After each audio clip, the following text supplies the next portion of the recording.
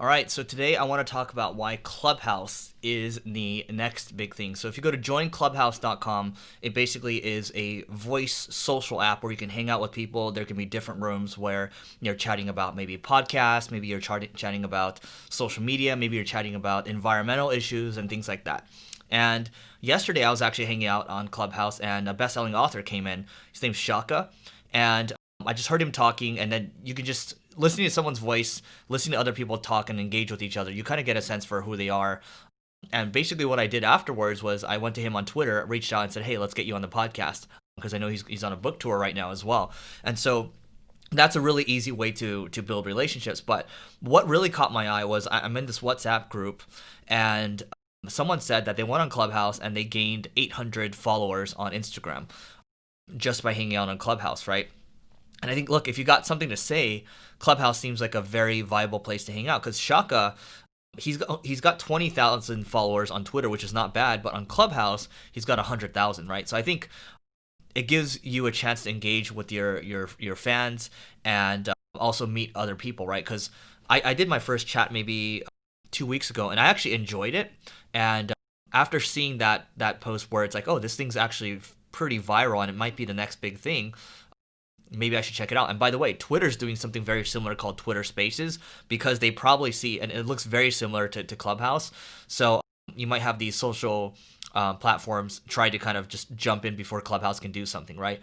So, same way how Facebook slowed down Snapchat stories or Snap stories. So I think it's a big deal because when someone says that and you see the engagement and people are, I would go into a room and I would come back in maybe an hour or so. The same people are hanging out in that room, the people that are listening.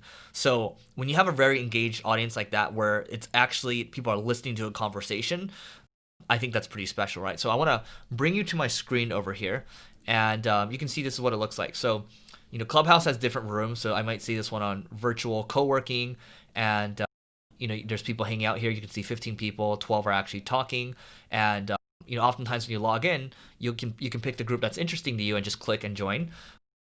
And then you can also hit explore as well if you're looking for different rooms. And then also, what happens when you enter a room, right? So these are moderators with the little green icon, and then these are other people that are speaking in the room, right?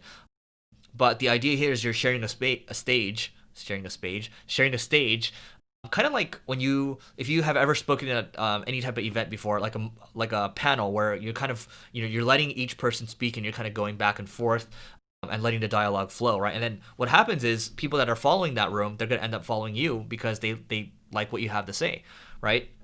And that's how you build your audience on Clubhouse. So this is, I mean, if you're interested in learning more, you can go to I think it's clubhouseguide.com, and it shows you a lot about how to create or start rooms. But what I find interesting too is if you look at Clubhouse, what's happening is in the last couple of weeks it's starting to ramp up. You can see it was kind of flat, but now it's starting to ramp up, right?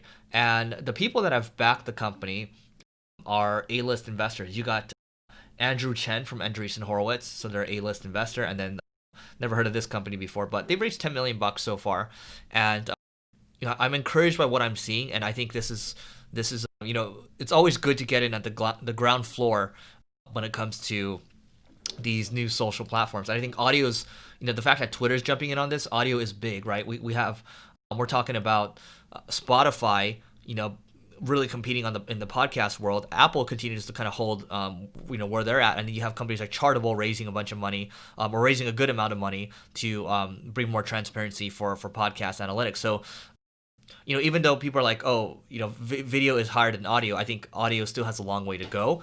And the fact that Twitter's taking it seriously, and then Andreessen Horowitz put money into this company, it says a lot. And I have so far enjoyed my experience just listening to authors such as Shaka. I'll have him on the Leveling Up podcast. But again, he's got 100,000. He's got 5 times more people on Clubhouse than he does with Twitter. Very humble guy. Talks about how he dealt with life in prison and things like that. So, and then what he did afterwards. So look, and I think yesterday I saw Wiz Khalifa. I think that's how you pronounce it. He was hanging out in one of the rooms too, but they're just having normal conversations. Nobody's trying to, the standard here is not to try to fanboy or fangirl when you see someone or you see a celebrity in there. Just go out there, hang out, treat them like normal people. It's a lot better. So I would recommend go to joinclubhouse.com.